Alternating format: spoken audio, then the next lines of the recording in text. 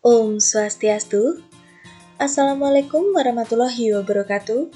Salam sejahtera untuk kita semua. Shalom Nama Budaya. Halo semua, perkenalkan nama saya Co Istri Trisnatari Pemayun dengan NIM 2015644041 kelas 1E D4 Akuntansi Manajerial. Pada kesempatan kali ini, saya akan membawakan materi mengenai LGBT atau lesbian, gay, biseksual, transgender. Nah, istilah LGBT ini sudah tidak asing lagi di telinga kalian ya teman-teman. Tapi, bagi yang belum mengetahui apa itu LGBT, mari kita simak bersama pembahasan berikut. Ada 6 poin yang akan kita kupas bersama. Yang pertama, apa itu LGBT? Yang kedua, apa penyebab LGBT? Yang ketiga, apakah LGBT bisa sembuh? Yang keempat, kenapa LGBT ditolak? Yang kelima, hak bagi LGBT. Dan yang keenam, cara menyikapi LGBT. Baik, langsung saja yuk kita ke pembahasan yang pertama. Apa sih LGBT itu? LGBT adalah singkatan dari lesbian, gay, biseksual, dan transgender. Istilah tersebut digunakan pada tahun 1990 untuk menggantikan frasa komunitas gay atau komunitas yang memiliki orientasi seks terhadap sesama jenis, khususnya laki-laki. Jika gay adalah sebutan khusus untuk laki-laki yang memiliki orientasi seks terhadap sesama jenis, lesbian adalah sebutan untuk perempuan yang menyukai sesama jenis. Sedangkan, biseksual adalah sebutan untuk orang yang bisa tertarik kepada laki-laki atau perempuan. Transgender sendiri adalah istilah yang digunakan untuk orang yang cara berperilaku atau berpenampilannya berbeda atau tidak sesuai dengan jenis kelaminnya. Nah, sudah tahu kan apa itu LGBT? Sekarang kita lanjut yuk.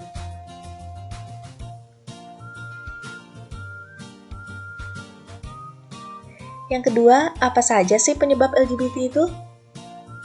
Ada 4 faktor utama penyebab LGBT, yaitu yang pertama, faktor keluarga. Pendidikan yang diberikan oleh orang tua kepada anaknya memiliki peranan yang sangat penting bagi para anak. Ketika seorang anak mendapatkan perlakuan yang kasar atau perlakuan yang tidak baik lainnya, pada akhirnya kondisi itu bisa saja menimbulkan anak menjadi cenderung memilih LGBT sebagai pilihan hidupnya. Ketika seorang anak perempuan mendapatkan perilaku yang kasar atau tindak kekerasan lainnya dari ayah atau saudara laki-lakinya yang lain, maka akibat dari trauma tersebut nantinya anak perempuan tersebut bisa saja memiliki sifat atau sikap benci terhadap semua laki-laki. Yang kedua ada faktor lingkungan dan pergaulan. Lingkungan serta kebiasaan seseorang dalam bergaul bisa menjadi faktor penyebab yang paling dominan terhadap keputusan seseorang untuk menjadi bagian dari komunitas LGBT. Masuknya budaya-budaya yang berasal dari luar negeri juga dianggap menjadi penyebab seseorang untuk ikut menjadi bagian dari LGBT tersebut. Yang ketiga ada faktor genetik. Beberapa hasil penelitian telah menunjukkan bahwa salah satu faktor pendorong terjadinya homoseksual, lesbian atau perilaku seks yang dianggap menyimpang lainnya bisa berasal dari dalam tubuh seorang LGBT yang sifatnya bisa menurun dari anggota keluarga sebelumnya. Dalam dunia kesehatan, pada umumnya seorang laki-laki normal memiliki kromosom XY dalam tubuhnya. Sedangkan, wanita yang normal kromosomnya adalah XX. Akan tetapi, dalam beberapa kasus ditemukan bahwa seorang pria bisa saja memiliki jenis kromosom XXY. Ini artinya bahwa laki-laki tersebut memiliki kelebihan satu kromosom. Akibatnya, lelaki tersebut bisa memiliki perilaku yang agak mirip dengan perilaku perempuan. Yang keempat ada faktor biologis. Faktor biologis turut menjadi penyebab homoseksual dan biseksual dalam LGBT. Ibu yang melahirkan lebih dari satu anak laki-laki beresiko memiliki anak laki-laki gay di antara putra-putra yang ia lahirkan. Menurut ahli, saat sang ibu melahirkan anak laki-laki yang lebih tua, fenomena biologis terjadi pada dinding rahimnya. Kondisi ini memicu perubahan pada janin anak laki-laki yang lebih muda dan dapat memunculkan risiko orientasi homoseksual. Baik, kita lanjut yuk. Apakah LGBT bisa sembuh? Nah, di sub ini, untuk membahas jawaban dari pertanyaan apakah LGBT dapat disembuhkan atau tidak, kita akan bahasnya melalui 2 sudut pandang. Yang pertama, ya, LGBT bisa disembuhkan? Berdasarkan penelitian di Universitas Pennsylvania, telah dilakukan psikoterapi selama 4-8 tahun pada kaum gay. Hasilnya, pasien mulai meninggalkan kelakuan dan pakaian yang feminin. Mereka juga mulai berkencan dengan wanita bahkan menikah. Sebuah buku Homosexuality in Perspective juga menyatakan dapat menyembuhkan gangguan orientasi seksual ini. Studi selama 14 tahun terhadap 67 orang homoseksual, baik pria maupun wanita, yang merasa tidak nyaman akan kelainan ini menunjukkan keberhasilan sebanyak 70%. Yang kedua, ada sudut pandang tidak bisa disembuhkan. Ahli neurologi Dr. Yu Hasan mengatakan tidak ada istilah sembuh bagi orang yang memiliki orientasi seksual lesbian, gay, dan biseksual ini. Menurut dunia kedokteran saat ini, lesbian, gay, dan biseksual bukanlah penyakit dan bukanlah gangguan, jadi tidak perlu disembuhkan. Kecuali jika orang tersebut merasa tidak nyaman, itu bisa dibilang gangguan dan baru akan dilakukan terapi. Namun, terapi yang dimaksud di sini bukanlah untuk menghilangkan ketertarikan kepada sesama jenis, melainkan berfokus untuk menghilangkan rasa tidak nyaman. Dia menegaskan kembali bahwa orientasi seksual seseorang tidak bisa diubah. Nah, kita lanjut. Yang keempat, kenapa sih LGBT ditolak?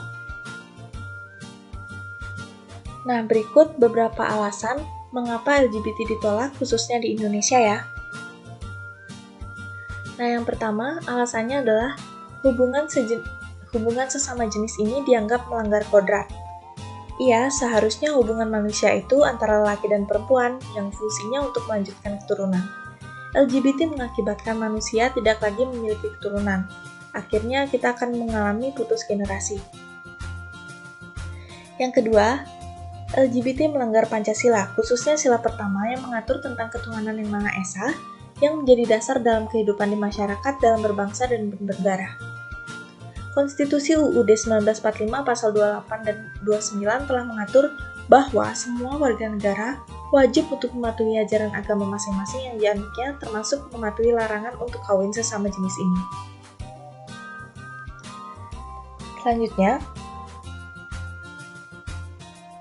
telah ditemukan banyak kasus kesehatan yang muncul dari perilaku LGBT. Diketahui data WHO menyebutkan bahwa kaum gay dan transgender memiliki risiko 20 kali lebih besar tertular penyakit HIV/AIDS dibandingkan dengan populasi normal. Nah, kita lanjut lagi. Yang kelima, perbedaan hak LGBT di Indonesia dan di negara liberal. Nah, hak LGBT di Indonesia. Label tabu dan sikap antipati yang ditunjukkan sebagian orang Indonesia pada kaum LGBT membuat beberapa orang enggan mencari pertolongan atas apa yang mereka rasakan. Hal ini juga yang akhirnya memicu para aktivis kelompok ini bergerak memperjuangkan hak asasi mereka. Kelompok lesbian, gay, biseksual, dan transgender di Indonesia menghadapi tantangan hukum dan prasangka yang tidak dialami oleh warga non-LGBT. Adat istiadat tradisional kurang menyetujui homoseksualitas ini dan berlintas busana yang berdampak pada kebijakan publik. Misalnya, pasangan sesama jenis di Indonesia atau rumah tangga yang dikepalai oleh pasangan sesama jenis dianggap tidak memenuhi syarat untuk mendapatkan perlindungan hukum yang lazim diberikan kepada pasangan lawan jenis yang sudah menikah. Hukum di Indonesia tidak melindungi komunitas LGBT terhadap diskriminasi dan kejahatan kebencian. Nah, sedangkan hak LGBT di negara liberal ini di Amerika Serikat atau US menjadi tempat asal perjuangan hak dan hukum kaum LGBT dunia dengan didirikannya grup perjuangan hak-hak homofilia bernama The Society of Human Rights pada tahun 1924 di Chicago. Fokus utama yang dijalankan oleh grup ini adalah penerimaan sosial dan dukungan untuk kaum homoseksual layaknya sebuah kebebasan. Kaum LGBT juga berhak mendapatkan perlindungan yang mana perlindungan tersebut jelas berlaku bagi semua orang, terlepas dari identitas, orientasi, maupun seksual yang menyimpang. Standar yang berlaku dalam hukum hak asasi manusia internasional akan dikembangkan, diilustrasikan oleh beberapa kasus nyata. Bagian dari organisasi PBB memiliki peran yang nyata dalam mendukung dan membantu negara-negara anggota dan pihak-pihak lainnya dalam memahami tantangan-tantangan yang ditetapkan dalam hal ini, terutama melalui inisiatif untuk menghormati, memberikan perlindungan, dan realisasi hak asasi manusia bagi kaum LGBT. Ngomong-ngomong, menurut survei dari The Globe Daily Tracking, Kolombia sebagai negara liberalis menduduki peringkat 1 yang memiliki penduduk dengan persentase LGBT mencapai 9,8% dari keseluruhan jumlah penduduknya. Berikut diagram persentase gender kaum LGBT di Kolombia.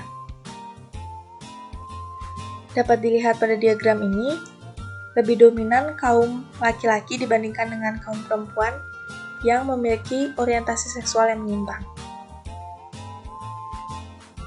Baik, kita lanjut. Nah, ini yang paling penting ya teman-teman. Bagaimana sih cara kita menyikapi LGBT?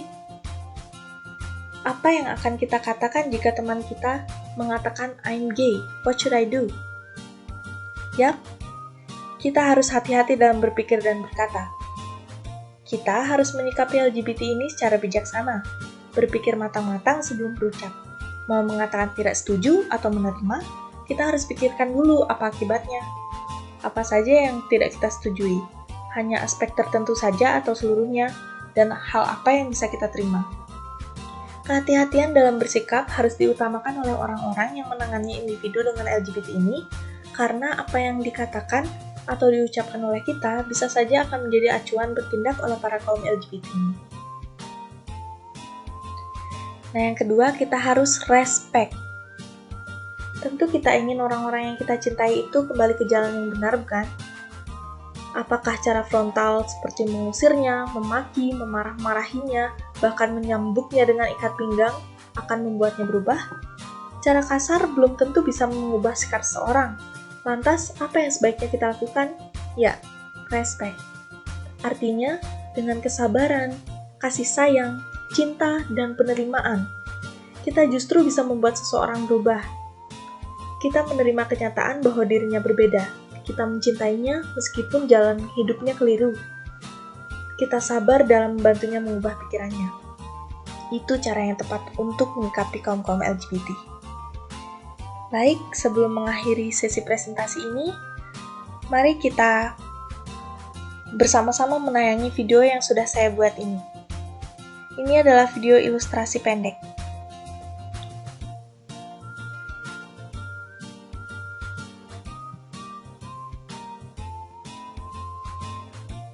Hai, sebut saja namaku Nina. Aku gadis berumur 18 tahun yang tinggal di Indonesia. Tidak ada yang spesial dalam hidupku, apalagi kisah cintaku yang selalu berakhir pahit. Sampai pada suatu hari, aku bertemu dengan seorang secara online. Kami bertukar pesan pagi, siang, malam. 3 bulan sudah berlalu, kami semakin akrab walau hanya sebatas teman daring. Kami sering video call dan saling mengabari satu sama lain. Akhirnya muncul rasa nyaman dalam diriku. Singkat cerita, kami pun jadian.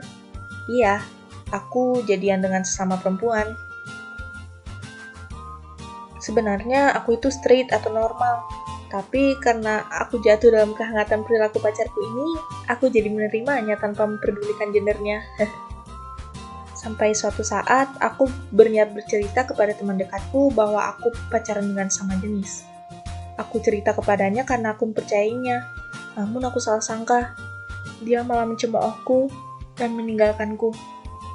Hatiku sakit. Kepercayaan yang kuberikan serasa dihancurkan begitu saja. Berita bahwa aku pacaran dengan sama jenis mulai meluas. Teman-temanku yang tahu mulai menjauhi. Kini, aku sendirian. Hanya pacarku yang selalu mendukungku. Aku semakin cinta dengan pacarku. Dan aku mulai semakin tertarik kepada sama jenis. Sampai pada suatu saat, salah satu sahabatku menegurku. Dia berkata akan selalu mendukungku apapun orientasi seksualku. Namun, dia juga akan tetap membantuku untuk keluar dari dunia LGBT ini. Dia terus mendukungku, menasihatiku secara lembut, memberiku motivasi agar aku normal lagi. Akhirnya, Aku pun berpikir untuk melepaskan pacarku dan memilih untuk berteman saja dengannya. Perlahan tapi pasti, berkat dukungan sahabatku, aku berhasil menjadi normal lagi. Nah, ini pesan untuk kalian semua. Hargailah para LGBT karena mereka juga manusia yang punya hak sama seperti kita semua. Tolong mereka dengan cara memotivasinya dengan baik, bukan semakin menjatuhkannya. Terima kasih. Semoga video ini bermanfaat.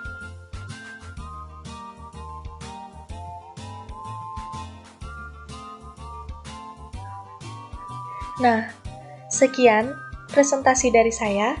Apabila ada salah kata yang disengaja maupun tidak disengaja, mohon dimaafkan. Terima kasih sudah menyimak sampai akhir. Saya tutup dengan para mesanti. Om Santi, Santi, Santi Om. Wassalamualaikum warahmatullahi wabarakatuh. Sampai jumpa.